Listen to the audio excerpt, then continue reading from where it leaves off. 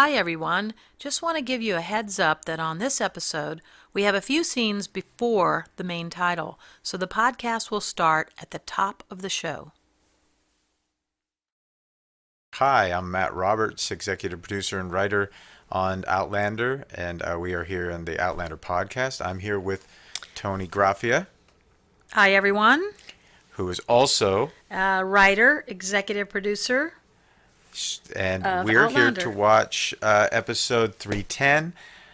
Sorry, we were thrown off a little bit because we expected the main titles to start, and they didn't. And it's been a while since we saw this episode.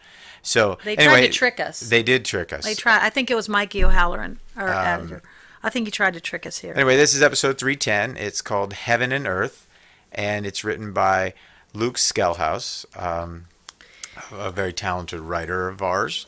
He's been Yeah. and And in fact, Luke, I remember when he wrote this episode, when he sent us the writers usually send us a little list of, two or three titles that they're considering. And one of his titles was Plague Ship. And I remember writing back and going, no, Plague Ship is not that exciting as a title. And luckily he came up with Heaven and Earth. And I thought that was actually perfect because it's a line from the Jamie and Fergus storyline, and it fits the episode perfectly. A little more poetic than Plague Ship. so over this episode and episode 9 that you saw last week, where we shot almost entirely on the ships. There are a couple moments where they're on land, but the undertaking of shooting full episodes on the ship, because every scene you see right now, where you look, you're looking out over the ocean, and these what we consider a visual effects shot, because these both ships were not on the ocean; they were on our back lot in South In a Africa. parking lot, right? Well, it wasn't the parking lot, but it was the back lot, and so they were designed. We had the Artemis designed for us, and then we used a couple of the repurposed the ships from Black Sails for the other ships, but the Artemis, the ship they're on now, was actually just made for Outlander, and we could move it. It could turn, so we shifted it when the sun, we followed the sun, so to speak, but still, it's a big undertaking to do full episodes on the ship. So every time you see that's a green screen back there. Right. I always say when we're watching the dailies, we're kind of underwhelmed sometimes because you see a lot of green and it just, the actors are still giving a good performance, but when you're watching them against just a green background, it's distracting and you don't get the full, sense of what the scene is. Then when we see them in the final mix and we see the visual effects, it's like watching them for the first time. It's amazing. And Here are the main titles. Here's the main titles. One thing you'll notice with last week and this week, we didn't really discuss it, but we changed the main titles a little bit. It's got a different beat. It's got a Caribbean kind of flavor there. Yeah. I love that the titles are able to change. The music changes, whether it's French lyrics or we fit it to the season that we're doing. Yeah. Or the portion of the season. The portion of the season. Yeah. Yeah. And the picture, the visuals change too sometimes. I think some of these are the new. Yeah, the new most visuals. of these are. You see some of the iconic shots that you're used to have been replaced with where we are in the story, and then we'll go back once we get back to another portion of the story, we'll change back. Right. I don't know if they know how we do this, but the editors will usually compile a selection of clips. They send them to us, and we've changed it a few times. Everybody weighs in, and we're like, "Oh, that's a cool shot," but hey, maybe this one could be replaced with But we also something, shoot specific shots for our and we main shoot titles. specific shots. So yeah. if you guys shoot remember, them, actually, so yeah, if we remember, this is the creme de old menthe. creme de Here it menthe. comes. Yeah. How did you get the water to be green there? They made Is green food water. coloring green water. I think Was it so, real yeah. creme de menthe? We should have. It wasn't, Had a little- no, because No. creme de menthe wasn't around in 1760, whatever. Yeah, So- this episode, I have to confess that although I liked this part of the book, it's, thinking of visualizing it on TV, a whole episode about, a typhoid ship. This was one of the ones that I was like, I hope I don't get this. I really don't want to write this one. It's not one of the ones I'm dying to write. I had other favorites in mind, and this would have been probably my least favorite that I personally would have wanted to do. But as all good episodes, that's how I know when they're good, is suddenly, as the first drafts start coming in, I start liking them, and then when I get jealous and go, oh, I wish I would have written this one, that's when I know it's really good. And I think Luke did an amazing job on this episode, and it ended up being one of my favorites. So, You have a lot of favorites, though, Tony. well, this season, I have to say, I really like. That's I why mean, I don't think there's a bad one. I don't have any favorites, and you have nothing but favorites. I So have it actually 13 favorites. It balances it out. Are you going to Speaking tell of favorites, everybody what this you're is drinking? one of your favorite whiskeys. Well, because a lot of these ships were made out of oak, it was a very sturdy wood. We're drinking the Macallan Fine Oak 15-year-old Highland Single Malt Scotch whiskey. You see how we do that? We cleverly work. Very clever. Very clever, Matthew Well, Roberts. maybe it's not so clever, but anyway, that's what we're drinking for the podcast. Thankfully, it's not 9 a.m. So No. We really have to be careful on the scheduling of these podcasts, or we do. if we expect to get any work done the rest of the day. Well, Here we see our. I think Hemingway said, "Write drunk, edit sober." So, or what about the reverse? well, that's when you get gibberish. Ah. That might have been. God, I was going to say I lost this. See, that's what alcohol does. It makes you forget what you're doing. You lost your. I lost my train. You were probably about to say you hate this voiceover because I know you're not a voiceover person. I'm not. I'm not a voiceover person. See, and, that's and why you- we're a good team, because I actually liked voiceover. I know, and Luke likes voiceover. Luke does. I'm. Should we tell him about Lukey's? We could say. Well, you'll have to tell him about Lukey's when you do the podcast for episode 12. Oh, all right. I'll save Yeah, it till 'cause then. that We'll has keep them the- in suspense. But we that do. has a We big do. one. Luke has a specific style of writing that we started making fun of. So we'll wait and tell I'm you sure when we he'll- get to a Lukey. I'm sure he'll be very happy know. to know that you're outing him. Well, he's not here. He's actually in Scotland working on season 4 right now. So, Yeah. but we're drinking in his honor. In his stead. Yeah, we'll pretty much drink in anyone's stead. Well, pretty much, yeah. Speaking of drinking, they're making they have a still going, right? Just because they're making some alcohol to use as a disinfectant, so Claire can. It's a medical thing to help the. Now, the Porpoise, the ship they're on now, is. It's a fixed ship. It's actually a replica size, so it's a full size man of war, 74 gun ship of the line, and it's massive, and it has all the decks. That's beautiful. That That's a we beautiful use, shot but it's there. stationary. You can't move it. Right. So it's fixed. It has It has 2 decks that we can go down below on the backlot Porpoise, and then we built these stages. We built these decks on the actual stages, so you just have more control of the light down here. And what makes it difficult to film on the Porpoise is that you're beholden to the sun. Whereas on the Artemis, because the Artemis moves, Oh, you right, can right. you can change, you can move the Artemis to keep the sun at your back all the time, because that's what we always aim for. We strive for backlight. I love the relationship here between Claire and Elias Pound. In the book, it's just a really sweet, special relationship. This actor did a tremendous job. We were all just blown away by him. Because this is from real life. I mean, this was authentic, that kids in this era were on ships as early as 6 or 7 years old. They would be, go on board a ship and be like kind of the errand boy, and they grew up on ships, and it's just so interesting.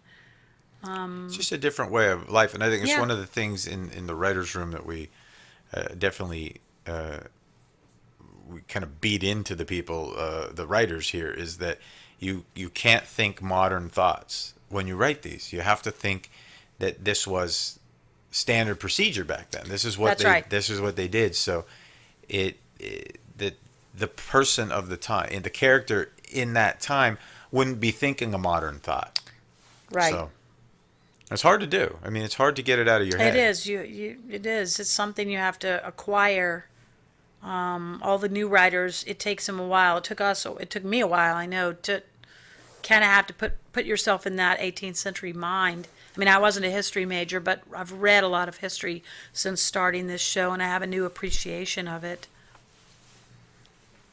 Every episode that we do, we have to dig into whatever the episode is about. So, for instance, we did a lot of reading about ships.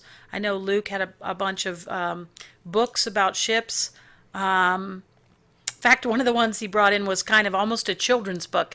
It was just like, here's the parts of a ship, and it was written on a very elementary level, but it helped us all to understand the different decks and the differences of which sailors did what and which parts of the ship, because it wasn't something I'd ever encountered in any of my writing or shows I before. remember giving notes, and I'd write back in all caps, it is a, gangway. It is well, we a kept calling gunwale. it a boat. Yeah, it is a ship. Yeah, it was and like, even Ron was always like, "It's not a boat; it's a ship." Yeah.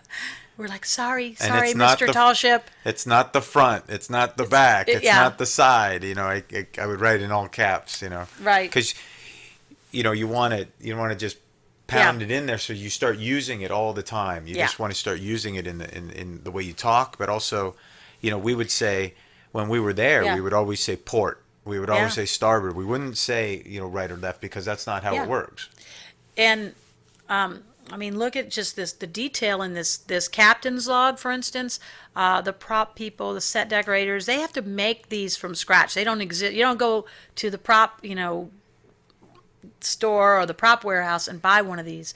Every time we have a prop like that, there's people who research it and write it out in handwriting and make these things. It's just incredible.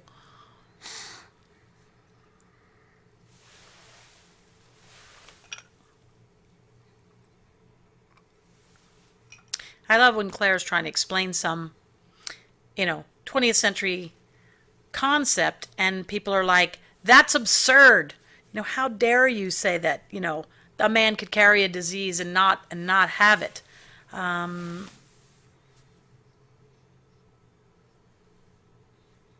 think you might notice a South African accent there. And South Africa was a colony Right. at the time. So when we say the colonies, actually, when we actually say the colonies, in the time they would have been more specific. We say the colonies like, oh, there's only one colony, it's in America.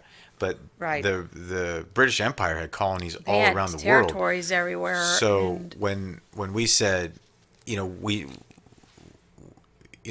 Jamaica was, the West Indies, then Right. then there was South Africa. There was, it was all over the world. So a lot of these actors came from South Africa. The not the main characters, obviously. We brought them with us from the UK, but almost everyone else that's cast in these other roles are South African talent. we used so when we shifted production to South Africa for these final episodes, we brought our HODs, which would be the head of departments, and then we brought a select few crew members from Scotland. So they would be the keys. You'd have our key hair and makeup for Katrina and Sam, and then the key costumers for Katrina and Sam. And then we brought Gary and Gary Steele, the art department, and a portion of his team to get the ball rolling, to get everything going. And once you have everything designed and being built, then Gary actually left South Africa and went back to start on season 4 because we needed to get that started. We were well into prepping season 4, way before the end of season 3. It made us feel a little schizophrenic at times, to be doing 2 things, but we overlapped season. We were lucky enough to have the 2-season pickup, but it did accelerate things, and I've never worked on a show that's actually done that. Well, it's because it's not done. That's why. It's not done, and it was a thrill and a privilege to have a 2-season pickup, but it put a tremendous strain on all departments and even the writers, because we had already started writing season 4 by the time this episode was shooting. We were already down the line. Well, I think, even if a show does get a 2-season pickup, they don't. What our issue was is they had The prep time. Well, they also had the date picked out on when they wanted it to air, and that's the difference. Is when we got our season 2 to season 3 pickup, we shifted air dates. Right. So we went. That's what created the longer Droughtlander. Was they shifted the air date? Everybody expected April.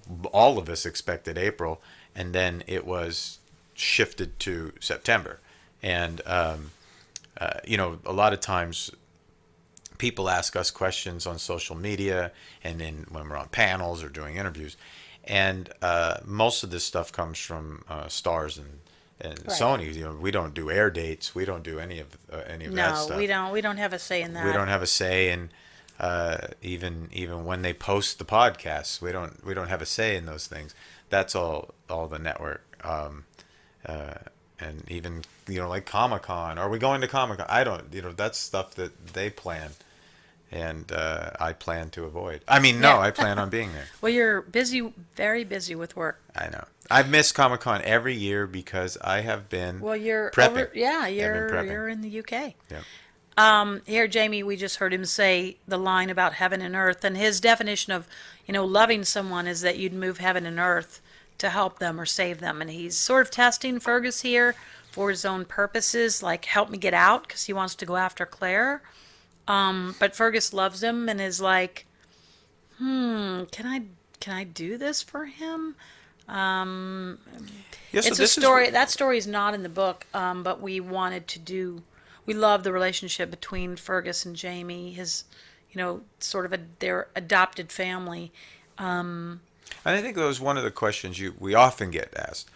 Why did you change this from the book? And one of my typical responses, we don't change the book at all. We never change the book. You can go back 1,000 times and read it 1,000 times, and it's exactly the same. And I know that's not what people want to hear, but it's the truth. We don't change the book. We are a different beast altogether. I mean, the Right. books are huge. We could never do them. But we have to give story sometimes to another character to tell a story. So Fergus has to have a story in this episode. Now, he may not have had one in the book at this point, but we Right. needed to give him one because he's here. So Right. you have to service what we would say. We have to service the character on screen, Right. or they become just an accessory, and you can't do that. You Right. just can't do that to the actor, and you can't do that to the character. So I think when it's very tough to do, and we try to give reasons for it, but the fact of the matter is this is a television show. Right, This is a different medium, and we have to tell the story in a different way. Right. And we do all love the books. We've all read the books many times. and we all have different favorite parts that we write and bring into the show, but we also have to put a little bit of ourselves. We are here to make a TV show, and it's expected by the network that we don't just translate the book literally. We're supposed to bring our own talents and visions into it, and meld them together and bring the best of both. And we always respect the book and try to get everything we can in. But we've brought things in that even fans will say, "Oh, I love that part, and you did such a great justice to the book," and we'll go, "Well, that part wasn't in the book," because even we have lost track at times of what's in the book and what's not. We do try to write in the spirit of the book. We would never do anything that was the opposite of the book, but we like to think that we fill in the book and expand it, using our own imaginations and spurred by our love of the characters and where we think they might go. I think a good example is that in the book, after the reunion, Jamie and Claire have some bumps in the road, but it's spread out in the book. It's not in one moment. And since we wanted to do it and get it out of the way, we condense it. Right. Like a lot of story gets condensed. And I think there's a visceral reaction to, hey, you've changed who the character. Well, we haven't.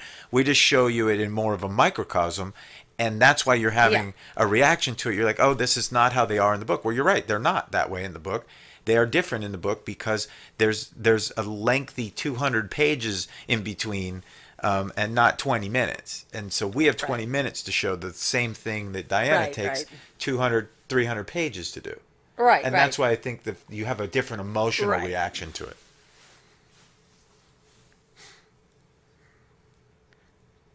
I think what people don't realize about the business of television is that there's never a book that's bought and given a mandate to the TV writers to do exactly what's in the book. In fact, most of the times it's use this as a jumping off point and do your own thing. Yep. I think we stick closer to the book maybe than any other TV show does.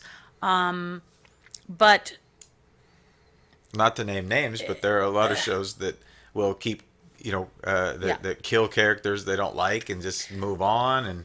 And no. Hey, but look, we the biggest adjustment we've made is for characters, we kept one that was beloved alive. Yeah, and then people applaud that. So I think, it's challenging for us. We really we work so hard, and I know, we just want the audience out there to know that our intent is always to give them something that they'll like, but we do realize not everyone's going to like every single episode. And that's okay, because even on any TV show, my favorite TV shows I watch, there's some I don't like as much as the others, but you know what? I respect the writers, I go along for the ride, and we just trust that our audience is on this voyage, no pun intended, they're on this ride with us. And if I was a fan of the book and everything I watched I knew in advance because I'd read it, I think I'd be disappointed. I think I would expect to be a little bit surprised along the way, and that's what we. Well, I think that's what literally we're here for, is to give the audience what they want, but just not how they expected it, and that's the key to writing these books, is to give them the unexpected, because if you expect every moment, you're just not, hey, look, I've read all the books. I've read them, 20 years ago. So I know these books, and, I'm a big proponent of, hey, this is going to be neat for a fan to see. We gave it to them in slightly different way, and they're going to be surprised. Right. Just like we did with the reunion episode. Yeah. We could have done it exactly like the book. They would have had Claire's POV, and then it would have been over. But you get you get Jamie's POV, so you get it double. Yeah. And well, I think that's a lot what of we're people doing really here. love that, and we get, overwhelmingly more positive response than negative. Occasionally, a few people won't like something, but again, if you aren't on board with the TV show, you always will have the books. Even Diana says that you always have the books, And if it's so beloved to you, you can stick with the books. If you want to come along our ride, there's going to be a little bit different here and there. And we hope that we do justice to it. We just know that we always try to do justice to the books and that that's our goal. We all loved Annika, and we all were like, Yeah. "Oh, my goats need grass." We all laughed about this in the writers' room. We thought it would be really fun, and I keep due. Yeah, that was the line. I think the read through we all laughed out yeah. loud. So We actually film we do, I don't know if people know this, but we do a read through for every episode where after we have the final production draft, everyone sits around a table, most of the cast members are there, and including the guest cast, and they read it out loud. And that's where we kind of do our final adjustments for dialogue, for how it sounds, for the pacing. Not that they perform it completely outright at the read through, but we do get the flavor of the rhythm of it, and it's videoed, whether it's in South Africa or Scotland. They video the read through, and the next day, everyone at the writer's office, all the writers, all the assistants, we watch it together every week, and we take notes, and we see kind of what works, what doesn't, what the actors, which lines they stumble over, which lines maybe they improvise a tiny bit of their own stuff in, to make it smooth so it fits in their own rhythms, and we keep tweaking up to the last minute. We've worked so hard to get it perfect. We also destroy those tapes, because we don't. That's something it's a working thing. We don't want those to. It's a work in progress, and but that's the kind of attention to detail that we're very serious about doing, because we want so bad to get it right, to get it where everyone's happy with it, and you learn so much from watching something like that. It's almost like a theater piece. Yeah. You watch it being just read without all the distractions of the sets and the dailies. What happens is when you read, you're writing a script and you read the dialogue over and over again, you begin to read it in your voice, but you also miss things because you're reading it over and over and over again. Yeah. And that's where typos happen.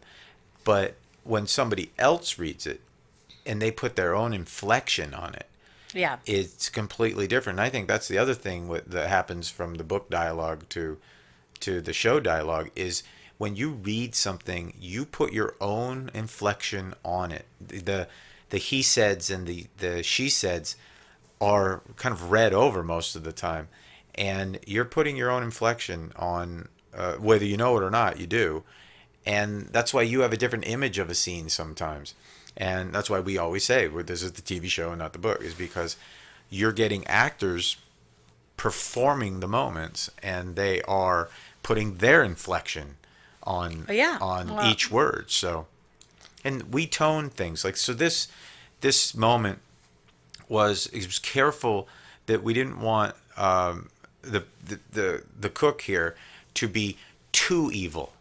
So it was toned in a way that Claire puts him back on his heels. Even though he has a very stern look, he gets nervous. There's a nervousness when he says, "I had no intention," because his life. So it had to be. We had to be careful with it. Yeah, So, and a tone meeting, I know we've mentioned it before, but a tone meeting is where we meet with the director and we explain what we want for the tone of the scene, because directors, remember, are visiting for the most part. They don't work on the show. In fact, a director may do many, many, many shows a year. A lot of times, sometimes, they haven't maybe not even seen your show. But usually it's someone who's seen your show, likes your show. All our directors have seen our shows, directors, yeah. We make sure they've seen the show and know the we show. give them all the scripts. They know what. But sometimes they step off of an airplane and they come straight to the set and they start their prep.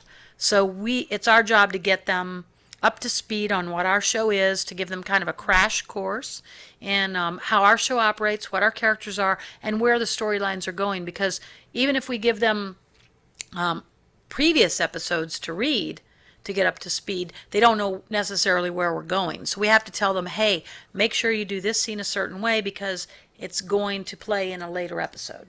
You can't cut these lines, or you can't drop this scene because we need it. And the director relies on us.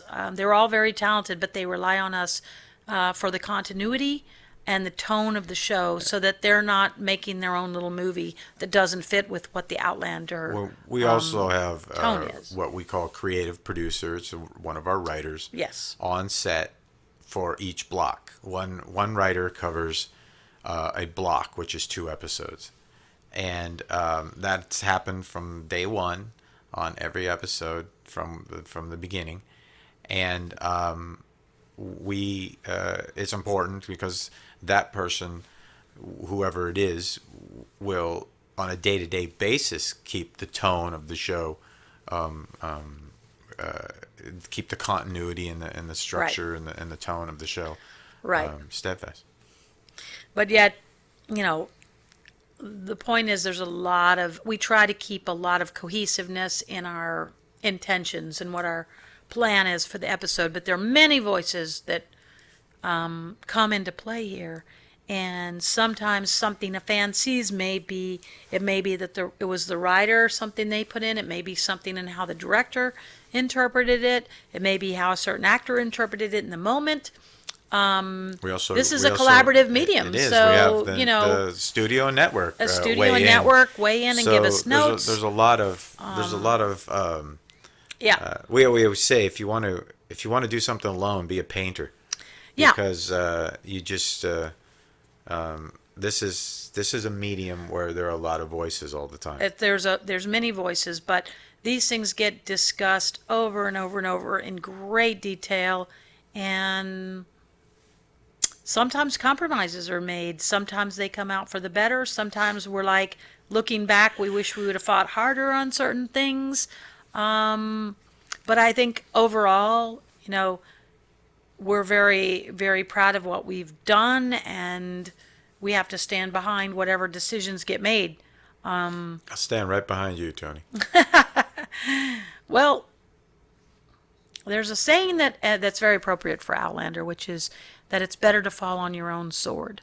So sometimes we fight for things because, you know what, if it doesn't work, at least we're falling on our own sword. I don't like to give in on something and then have it fall flat and then you can't go, well, that wasn't me. Yeah. That was somebody else. Well, we're a team. That's the thing. So we're a team, and we take the fall for each other. We win as a but team. We stand yeah. up for each other. Yep. And I believe, in all the years I've been doing this, I think we have the best cast, we have the best crew, we have the best network and studio. Even when we disagree with those entities, for me, and I have to say, this is the best group of people I've worked with. And that, that's just a pleasure to be able to say after all these years. And if something doesn't work once in a while, we have to live with that. But everyone likes a different thing, because as soon as there's something someone doesn't like, someone else writes in and says, I love that part. I loved that. And even things that I'm like, ugh, I'm not sure about that, someone else will love it. And something maybe that I love, someone ends up not liking. So this is all subjective. That's the world we live in now, is there's immediate feedback.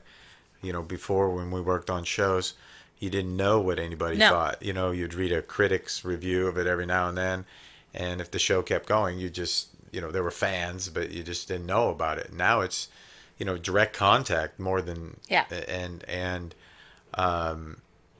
so there's immediate feedback, but we can't, the thing is, you can't let that dictate a lot of what we do, because no, we can't. Everybody has a different interpretation. Everybody. It's almost like a game of telephone. When something goes through everyone has a different opinion. Things get interpreted, and but it goes back to, and I used this analogy on Twitter once, is that when we were in South Africa, butternut squash is used for everything. And I don't like butternut squash. I love butternut squash. I know, see, and that's funny. a perfect example. Is that there's something that you may love about Outlander, and the person next to you could go, "Oh, I don't really I didn't love that part of the book, but I love this part of the book," and that could be something that you don't. And that's the thing about these, is you can never guess what it is. And that's what happens in the writer's room.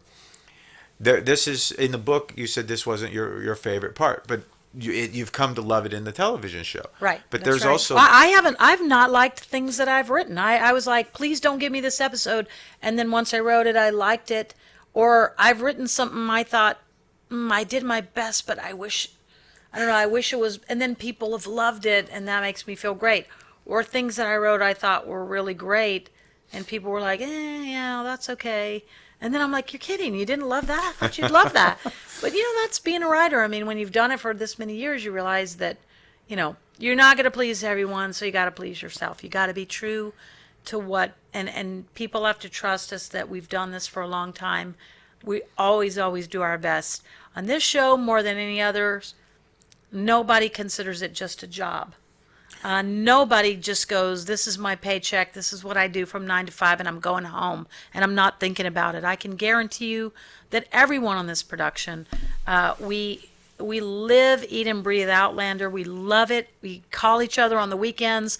I go home and work on this until literally I nod off and slump over because I love the show, and it's 24/7, and so I just think I don't know that we'll ever have an experience like this again. So I really hope it goes for many years. I'm like, Diana, keep writing. We want to do this for a long time. We'll never catch up to the book. No, we'll. Anyway, if you remember this gentleman from episode 6 and 7, actually really just 7, that was Barton, Mr. Creme de Menthe. And we had a lot of debates about the eye, how milky it should be. Oh, they sent us pictures. Remember, they sent us like 10 pictures. Like, is this milky enough? Is this? And we're like, that looks, it was the, how intense we wanted the scars, and that's always a process. As we talk about all the little details that we go through, you'd be amazed on a day-to-day basis what the meetings look like. When you're on prep, you go from the scar meeting, and then you go to the headband meeting, and then you go to the what is the vomit going to look like what are the sores are going to look like. We go through each and individual scene, and we call it a page turn. Yeah, we literally turn the pages of the script and go, page 1, what does everybody think? What do we have to decide here? Where will this take place? What will it look like? What are the details? Do we have to pick out a song? Here's 10 songs. Which one do you want the guys to sing? I thought the Milky Eye guy looked a little too... I think I weighed in on he looks a little too much like a horror movie. I wasn't, but there were others that felt like he needed to look as we had photos of real milky eyes, and that's and that's what they look like. Yeah. Yeah, so that's what it looked like. So I love that they have goats on the ship. And now this is a historical fact, that I didn't know. When we researched it, obviously ships took animals along for milk and cheese. No, for food. And that's how you kept the animals. That's how you kept the food fresh. Is you had kept them alive until you had to use them. Well, they're not eating the goats. They're not at the moment. Goat cheese. It's awesome. That's it's one of the ways they you preserve food by keeping it alive and then using it only when necessary, because they had no way of doing that. So right. Well, I love that they didn't even allow really women on ships at all. They were bad luck, in fact. But Claire's on the ship. Some ships. Some ships. There's only one other woman on this ship, and that's because she's the wife of one of the soldiers, one of the guys, the Marines. And her job is to tend the goats. And I love that even though there's a language barrier here, she bonds with Claire, and Claire saves her husband, and she wants to help Claire to save Claire's husband. But Claire's like, what you talking about? What do you mean my goats need grass?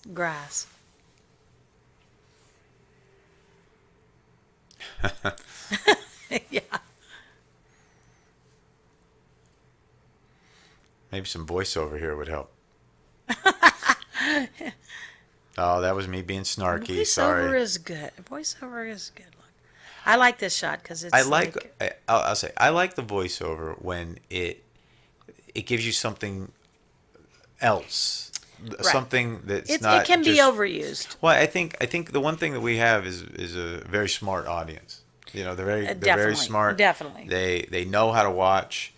That we don't need to clarify things.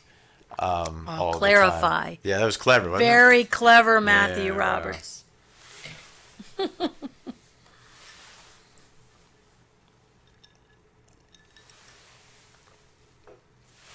I think something that's different here from the book is that we don't see Jamie's point of view.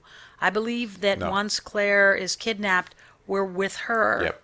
all the way, and we don't cut back to Jamie.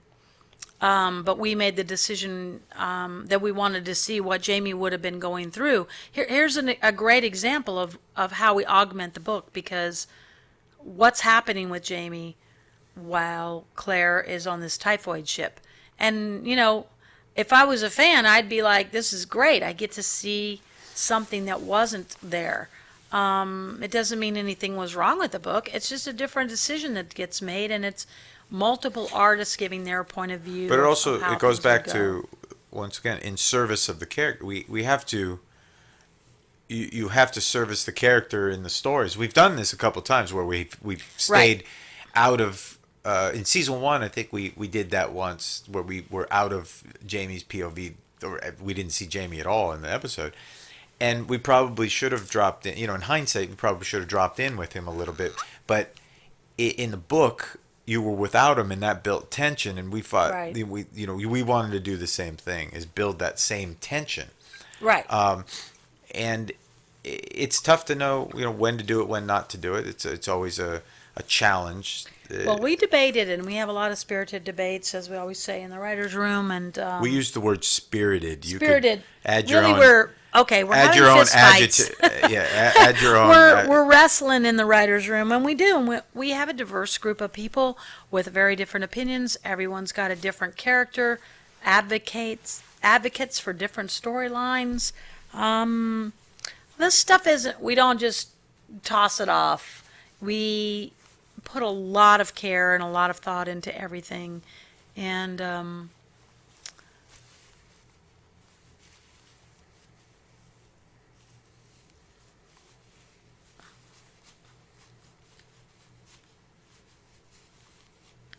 like seeing Claire with all the guys and the songs, and here comes. Well, I think one thing that Claire's very comfortable is being around a lot of men. Well, yeah, she was in World War II, and well, not only that, but Culloden and all the other things that Preston she's Pans done. and everything else. Yeah. Here, something very sad. I think this was a lot of us. It was our favorite part where I think we had a moment here where we wanted to, like, Claire's a healer. She knows how to do this, compartmentalized. but she also knows how to. She knows when someone's going to die and when they're not, and for her to pretend to be his mother, to give him a peaceful, a send off,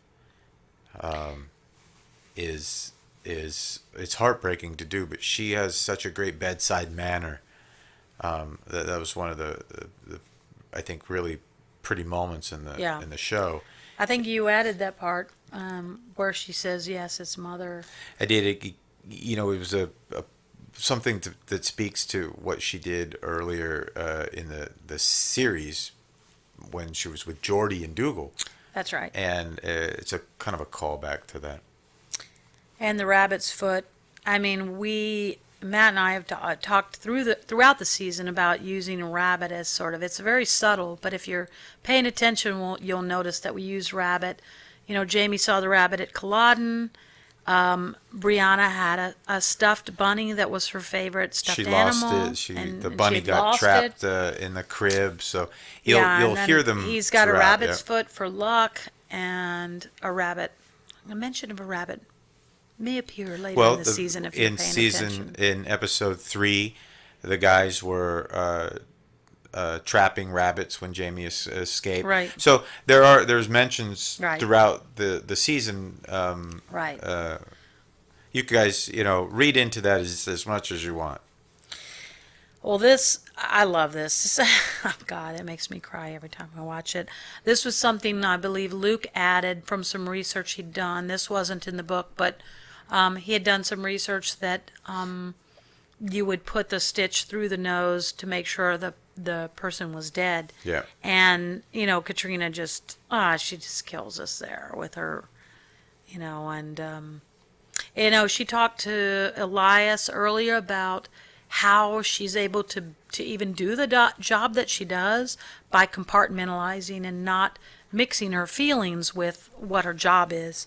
And here, is a moment she couldn't compartmentalize because she cared about Elias. She saw potential in him, and she feels guilty that she didn't see the signs that maybe he was becoming ill and she lost him, and it's a huge loss for her. She's a doctor, but she never. Well, we took this. We talked to real physicians, doctors, and about how it is that they can do that. My brother, who's a paramedic, yeah. he's been one for a long time, and I talked to him about it a little bit, and that's you go in, you rely on your training, you do the job, and then you move on because if you feel for, and I'm saying you don't feel at all, but if you give all your emotions to every patient, you won't survive. Right. You'll end up being a mess. So this is one of those moments where Claire, kind of gave into it. She and it hurt her. You know what I mean? Yeah. She wouldn't. As a surgeon, she's working on a body part. And that's what we were talking to a surgeon about. They work on that body part. Of course, they want you to live and they want you to survive. That's a given. But they can do that. They can focus, and that's what you want is a really focused surgeon. I know I would.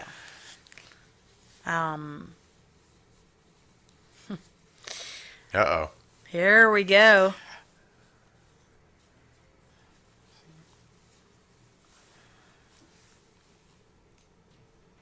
So this is a yellow flag is a quarantine flag, or essentially you got a plague on your ship. So this is a beach. This beach was in South Africa. It was. Yep. You had to scout beaches, right? And you picked out. I remember you kept sending me pictures of beaches and saying this beach is for this scene, this beach is for that scene.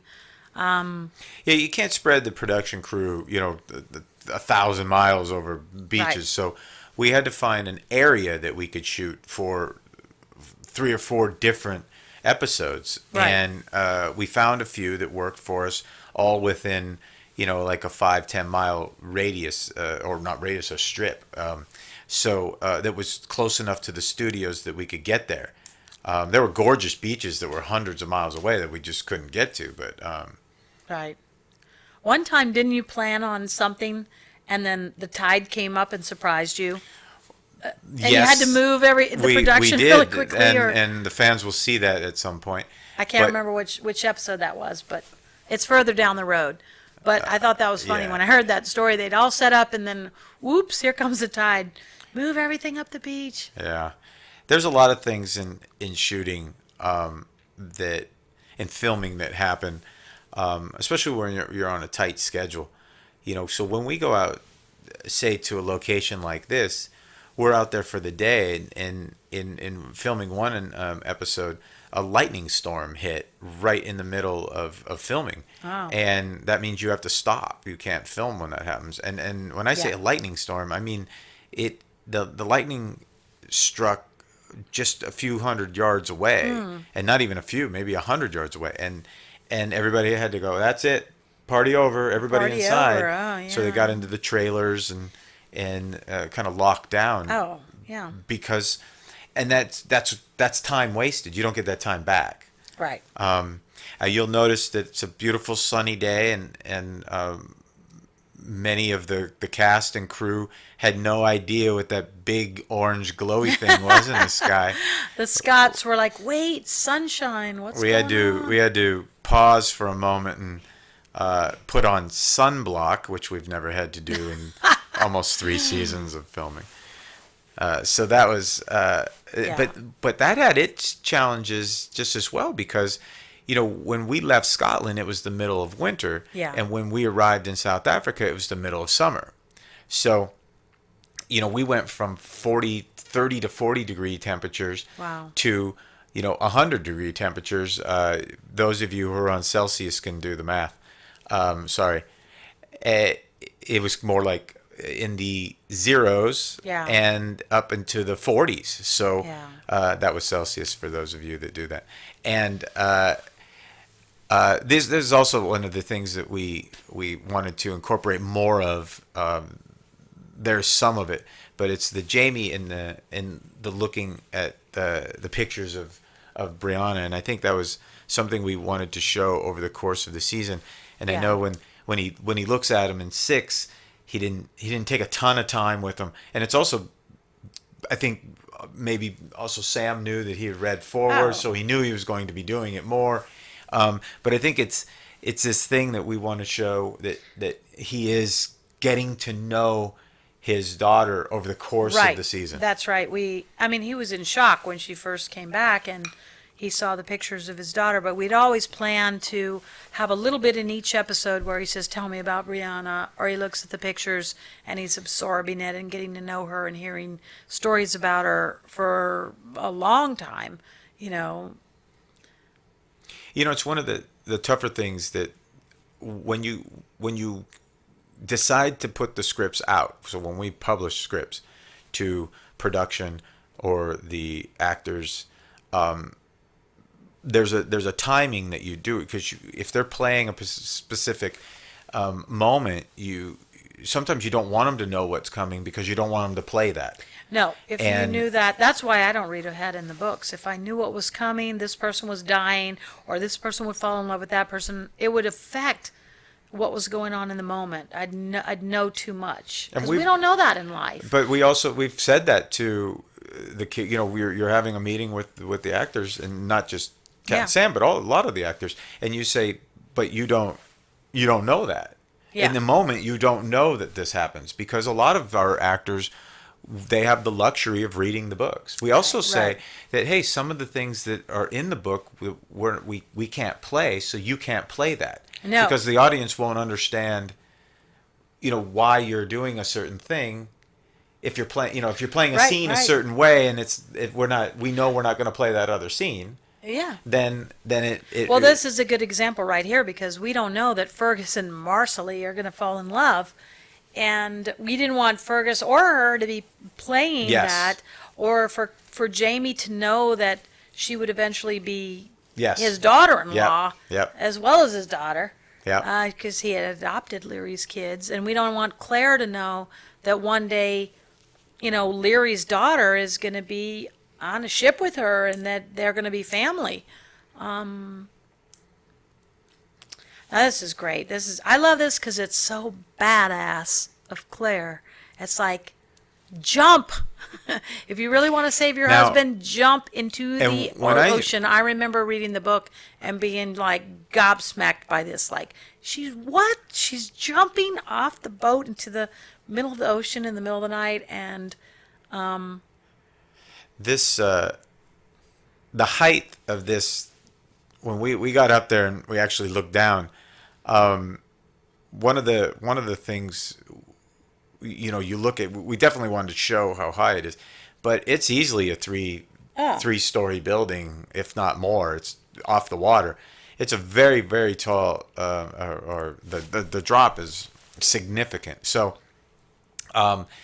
we did this a couple times on the tall in the deep tank. We put a crane out there, and we dropped things off of it to see. oh yeah, that's cool. See what it Before looked we like. dropped our actress. Well, we didn't drop our actors off. But I remember in the editing Katrina room did going, not jump. no, but it was like, where do we end it? Do we end it as she just jumps? Do we end it in the water? Do we end it, what would be the most dramatic Well- ending. But I just think it's so cool that she takes this quote leap of faith. That's what it is. Because they would do anything to find each other, save each other, and I just think this is like a superhero moment. I mean, I would put her up against any of the superhero women in any show, any. So what we did here is we went out onto the deep tank, and we built like a 3-story high platform, and we had a stunt double jump, Jesus, Roosevelt Christ. and they held a camera. I love and that's it. what they did. I love going all the way. So All the way to I do hit too. the water. I do too, because you couldn't it's- just have her jump. It would look like, I don't know, but I love that. I You're like that we. imagining her until next week. You have to imagine her floating in that dark water. I think it's awesome. But we also did a point of view shot. So Yeah. we brought the audience with us, with Yeah. her, into that water and said, this is what it would have looked like for Yeah. her to go Yeah. into that water. Anyway, thank you, everybody, Thank you, for and being with it. we're talking through the through the closing credits, the opening credits. Too much whiskey. Take a moment to look at all the closing credits, all the people that work on the show. There's so many people. I don't even know, 200 plus people that work on the show, but you see all the names here, and all of them contribute, and we couldn't do what we do without them. So here's to everyone that's made Outlander Season 3 what it is. We're very proud of it. Thank you for being with us. Cheers. Cheers.